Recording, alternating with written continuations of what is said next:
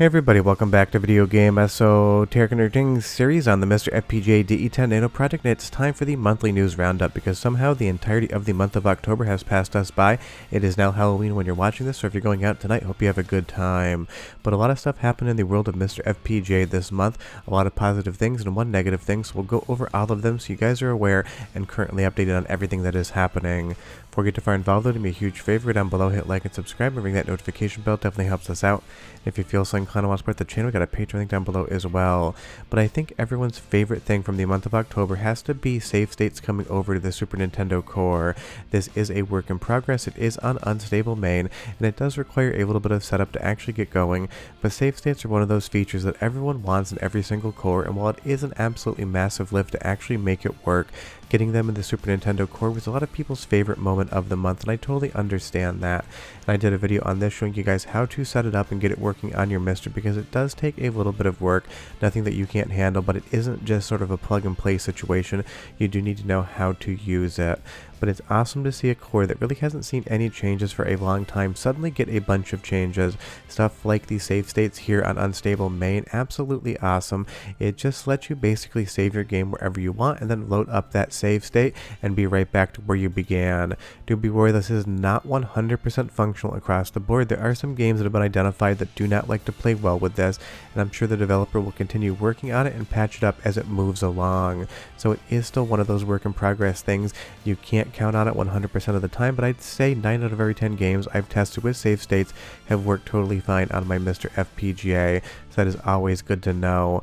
And it's just awesome to see these developments happening, especially on the Super Nintendo side of things. We also got expanded RAM support for games like Super Mario Bros. Maker.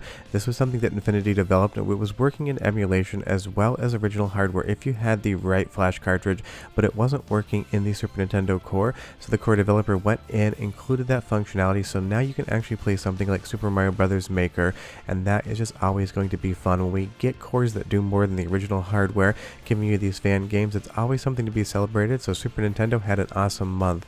Now moving over to Jotego and the arcade side of things, we finally got the X-Men Konami beat 'em up core, and that is spectacular because this is one of the best beat 'em ups of all time. It is a 10 out of 10 game. Everyone knows, loves, and remembers it if they were around back in the day to see this arcade cabinet. And I know a lot of you have been asking me if we're going to see the 6-player version of the game that uses 2 monitors, and I'm not aware of that at this moment in time.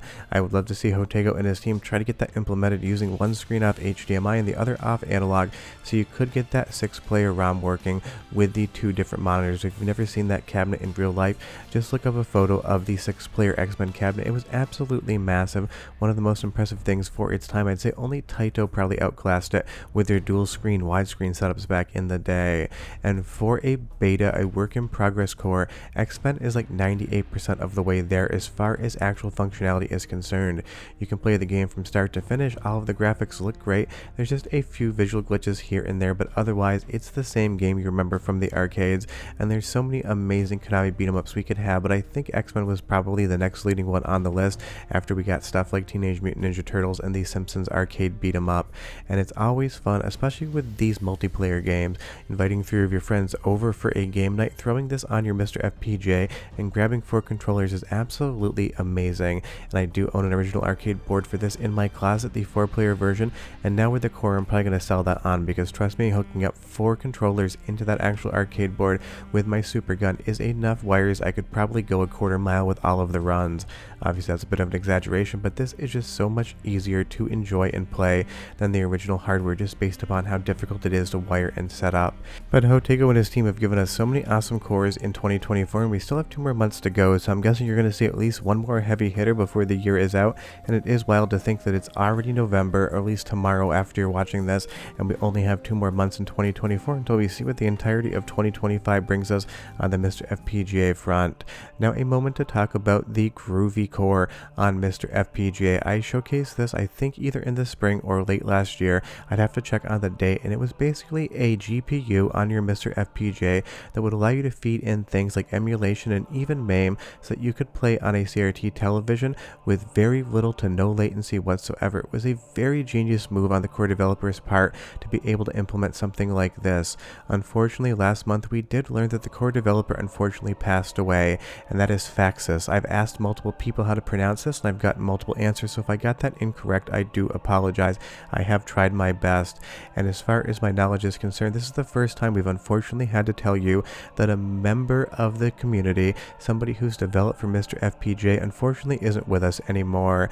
And I do want you guys to remember that behind every single core, behind every single video you watch here and on other channels, there are actual individuals doing these things with families, with lives, with hobbies, things that they do outside of actual MiSTer FPGA development. I think it really is easy to forget that there are human beings on the other side of everything you see here, and unfortunately this month we did lose one of them. And obviously their work will continue on MiSTer FPGA. As far as the core being available, this is something that you can go in, check out today, and really celebrate the work that the developer did. They showed us that there's more than one way to utilize MiSTer FPGA for retro gaming and playing games on MAME that really aren't ever going to be able to run on MiSTer, some of the more modern 3D stuff, which is absolutely wild to see.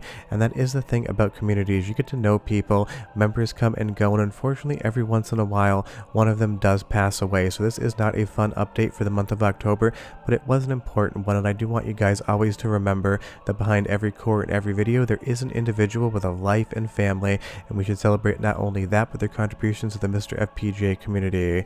Now moving over to obviously a much more happy topic, Roboter FPGA Zoomspas has updated the turbo core with all of the different updates that came to the stock core over the summer, all of the different auto patches that are going to be available for games that did need patches to run, as well as some other quality of life updates and creature comforts.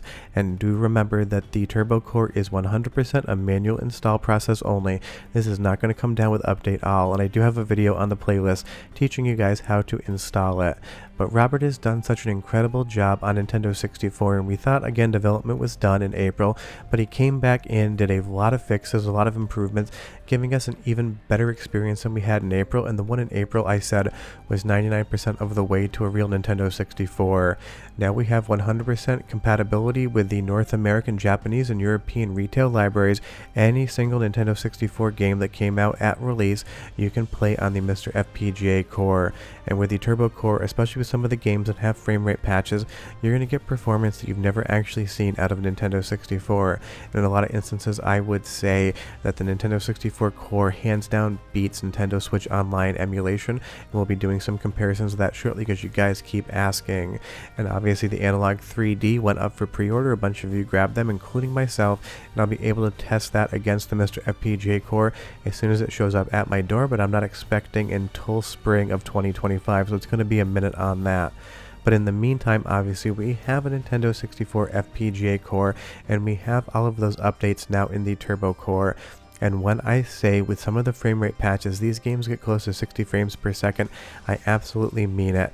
The turbo core is, at least in my opinion, the de facto way to play Nintendo 64 on MiSTer FPGA. Some games will have some freezing because of using the turbo core, and on those games just switch back to the stock core because some games are sensitive to the overall clock speed. But for a lot of the games that had uncapped frame rates that would definitely become slideshows on a real Nintendo 64 console or on the stock core, you get so many more frames here on the turbo core, so you definitely should be checking it out. Moving back over to Jotego, but on the handheld side, he did update the Neo Geo Pocket Color core, both on MiSTer FPGA as well as Analog Pocket in October, and it gave us a ton more playable games and a lot of bug fixes. It's still not playing every single game properly, and in some instances it's not playing the game whatsoever, but this is still a work in progress core that's behind his Patreon paywall, so you shouldn't expect it to be 100% perfect. That's what happens when you get the public release. But Neo Geo Pocket Color has a lot of fun games on it, and it is one of those things most people in North America just never saw this console. Maybe you saw it in the blister pack with 4 games packed in for like $50 at EB Games or your local game store back in the day, because they were basically on closeout sale almost since the moment they launched in North America. It just did not succeed here. SNK couldn't make a go of it with the handheld hardware, so a lot of people, this might be your first time discovering a lot of the library, and there is a lot of fun to be had. Last time we talked about Metal Slug, there was a lot of graphical corruption in the sprites, and that seems to be pretty much all ironed out at this point in time. So it's time to jump back into the Geo Pocket Color and give it another test, because trust me, there's a lot of fun games on this thing. Something like the Cotton Port is such a good translation to the arcade original, and obviously we have the arcade original on MiSTer FPGA on the arcade side of things from Jotego as well, but it is just a platform that's got a lot of fun to be had. Some exclusive games, including some fighting games, that really do translate well over to the Geo Pocket Color's overall gameplay layout and graphical capabilities, because sure, these are downgrades compared to the arcade counterparts, but it looked good back in the day, and it is fun to have this stuff here now. So if you never played Geo Pocket Color, definitely do it today, and leave me a comment down below and tell me, did you play Geo Pocket Color back in the day, or did you only come to it later in life? Because I never actually knew anyone who had a Pocket Color back in the 90s and early 2000s. I just saw them at game stores, and even I didn't pick one up. And moving over to the CD-i core from Slamy, there's definitely a lot of improvements here as well. More games are running, and the graphics have gotten a lot better, and there is now sound, at least in some games. The digital video cartridge is not yet incorporated into the core, and that's always the first question I get on the CD-i videos and updates. I'm sure that will come later on in the development process. Right now it's about getting all of the graphics correct, getting the loading correct, and getting the sound implemented within the games. Something like Zelda's Adventure earlier in the month did not work whatsoever on the CD-i, and now you can definitely play it. It can be a little bit slow loading in from screen to screen, because there does seem to be a little bit of a loading issue on the core, at least in my opinion, but otherwise this game looks like 95% of the way there. And when I say the graphics gotten improved, I 100% mean it. This is Jeopardy on the previous CD-i core, and this is Jeopardy on the most recent updated CD-i core. You can clearly tell, I don't need to explain it to you, that the graphics have gotten much better in a lot of games. While I understand the CD-i isn't the most beloved retro gaming console out there, there is some fun to be had, and honestly, it is very finicky hardware to maintain, and it's one of those consoles where you don't really probably want to invest a lot of money into getting into it. So MiSTer FPGA is here for you to give you the CD-i experience without having to open your wallet and repair old hardware. And that is the best part about MiSTer FPGA. It's not always just Nintendo 64 or X-Men cores in a month. It is updates to a core for a console that definitely didn't succeed, but does have a lot of history behind it, including all of the history between Nintendo and Philips, who were the second party that was supposed to develop the Super Nintendo CD add-on after Nintendo abandoned Sony in that deal. And that's why you have these Zelda and Mario games on the CD-i in the first place. Philips got a license to actually produce their own Nintendo games based on the Super Nintendo CD, and when that fell through, Philips still had the license for a set period of time. They basically pumped out any sort of Nintendo franchise game they possibly could, including Zelda's Adventure, and that's why they're a little bit janky, but it is a lot of fun just to check out on the core.